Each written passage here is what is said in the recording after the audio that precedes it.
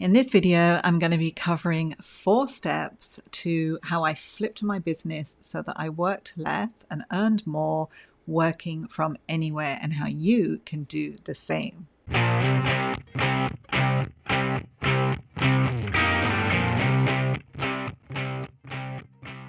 What are the 4 steps that I took to work from anywhere? First is I moved back to my home office away from a normal business office. Now, why did I do that? When I first started my business 20 years ago, I needed to have an office. There was no way to run a business any other way back then. The internet had only just begun. There was no such thing as the cloud. It just wasn't done. If you ran a business and you didn't want people working in your home, you had to hire an office, right? So that's what I did. But nowadays, technology has changed so much, and it's changed the way businesses work. Even before COVID happened, I was working in my own home office. I moved back to a home office. And there's no reason really for most businesses, especially if you're running a business where everything can be done online and you don't need any physical contact with people. I'd encourage you then to move back to a home office and adjust to lifestyle. It'll take a little bit of adjustment for sure to adjust to lifestyle there, but moving back to a home office cuts your costs.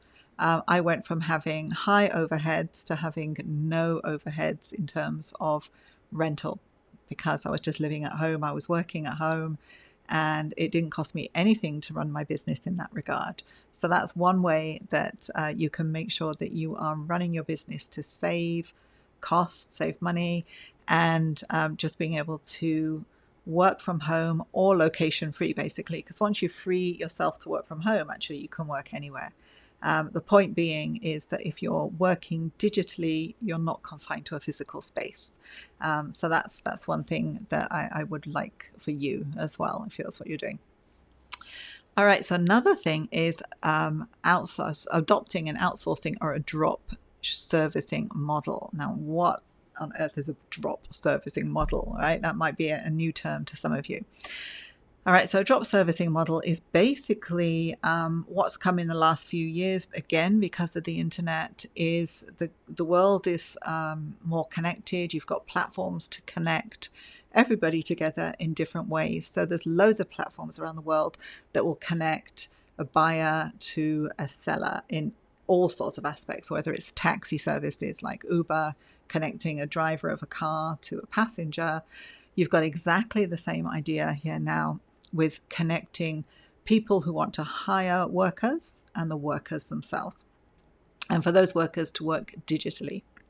All right, so that is what's called drop servicing, is when you're hiring people outside of your business on a kind of outsourcing model where you have a project and you pay them to do the work for you for that particular project, and then you're servicing your customer, but the outsourced staff or the outsourced talent is doing the work. The work is sent back to you, you check it for quality purposes, and then you send it on to the client. All right, so you become kind of the middleman between the client and the person doing the work, and you can have multiple people doing the work that way. So that's a drop servicing model.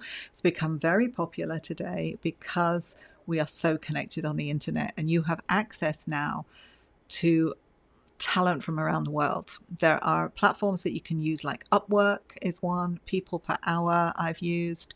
There are others out there. You just find these platforms, put a system together to look for the right talent, test them out, hire them, and those that you find work well for you, you can give them other jobs later on. So you can build a team that you don't need even in your same country. All right, they can be from around the world. So that is a way, again, of cutting costs, because you only need to pay them when you have a project. When you don't have a project, you don't need to pay them. It's not like a full-time salaried staff. So you can cut costs that way as well. So again, this is a modern way of doing business. Number 3, the third way to help to run a business where you work less and you earn more and you work from anywhere, is you leverage the technology that's out there to do that. So Obviously, if you're employing people from around the world, you need to be able to communicate with those people and send them the instructions to do the work and get the work back from them, and have schedules and reminders and make sure that they're doing the work and giving it back to you on time, and you're managing all your projects, and you might have multiple projects like juggling balls, right? So you need a way to manage that and keep track of that. So there are so many great technologies out there that you can use to manage your projects and your teams. And as time has gone on, these pieces of software have just grown so powerful as people have really demanded more use of them, and people have come up with other ideas. And there's just so much you can do with them now to run a business. You can run a business on basically on one of these platforms and almost have everything, as if it was your virtual office inside that software.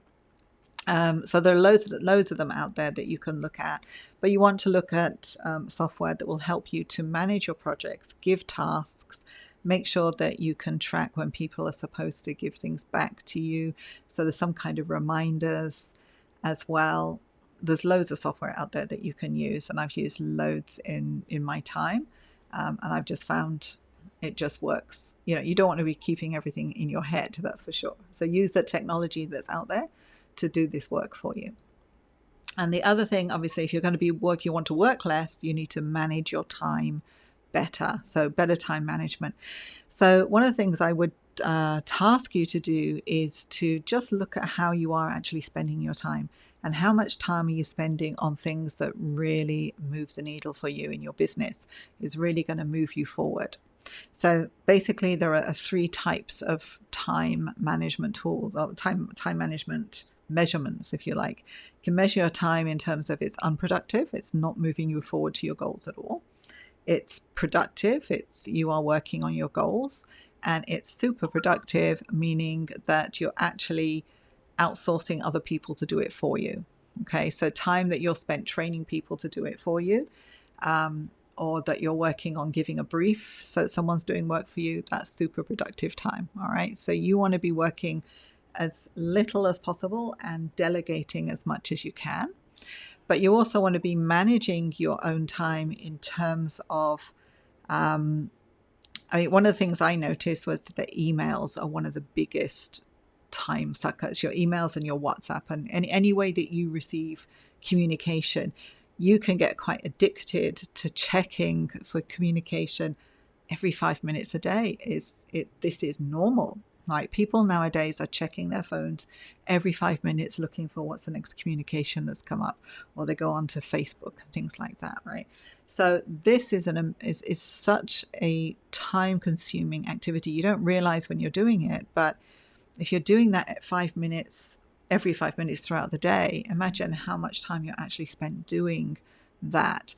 When anything that you can do in your day where you bulk time up into, you have a bulk time where you do a certain thing, and then you box time up into sections, and you do things in sections rather than trying to do a little bit here, a little bit here, and a little bit here. That's not really very productive. So I realized this for myself when I was in the UK. I live in Singapore.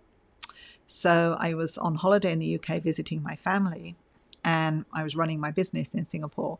So there's an 8-hour time difference between Singapore and the UK. So when I was getting up in the morning in the UK, I literally had 2 hours left of the working day in Singapore to communicate to my staff in Singapore. So what I used to do was I would get up in the morning, open my laptop, and look at my emails, and it took me about an hour to go through all my emails and reply to those I needed to reply to, and to sort them all out, whether I was delegating them, trashing them, leaving them for later, whatever. I would sort out all my emails, and I would do all my delegation of tasks to my team, and that would take me about an hour in the morning. So I spent 1 hour doing that, and then I would close my laptop, and that was me done for the day, because I have my team to do the rest. So, and I didn't think anything of it at the time when I was in the UK. It was just, okay, this is how I want to run my day while I'm in the UK, because I'm on holiday. I don't want to be spending all my time on the business. and I want to be with my family. So I just shut the computer after 1 hour and I let my staff in Singapore do the rest. Then I would get up the next morning and do the same thing, right? And I didn't really think anything of it. And then when I got back to Singapore, after a 3-week holiday, and I got back to Singapore and I started running my business the same way I'd always done. And I was checking emails every 5 minutes and doing things. And I was reacting, basically. An email would come in and I would react to it and do something. And that would take up my time. And then it suddenly struck me and it just made me realize, okay, actually, it's just geography, right? I've just all that's changed is I've moved location. I've gone from one country to another country, but nothing else has changed. The job's still the same. The team is still the same. My emails are still the same. There's nothing different except the location. I just changed from being in England to being in Singapore. So then I started thinking, okay, well, actually, if I could make it work in England just with 1 hour a day checking email and then closing my computer, why can't I do this in Singapore? I should be able to do the same thing, right? So think of it that way. It just made a huge difference when I realized that I could just segment my time and say, right, every morning between this time and this time, email, and that's it. And then I know that everything else is taken care of, and I can then put my focus on growing the business, doing other tasks other than working in the business itself, because I had the staff to do that. So I challenge you to look at how you're spending your day. Do you need to be spending your day that way? Could you be more productive by bulking tasks together and deciding, okay, during this particular time, this is what I'm going to do. And at this time, this is what I'm going to do. I promise you it will make so much of a difference if you do it that way. All right, so that's it. That's my 4 tips for being able to work less and earn more by working from anywhere. So let me just go through those one more time with you. So moving back to a home office, there's no reason today for a business to have its own office. With COVID's proved that everyone's working from home. They manage it fine. You can cut significant costs in your business by working from home if you can. Adopting an outsourcing model for your staff where you can, so that you're paying only what you need to pay at a time you need to pay. Then using tech to streamline your communications and all your tasks, your project management and your time management and everything through the business using technology. There's fantastic software out there for you to do that.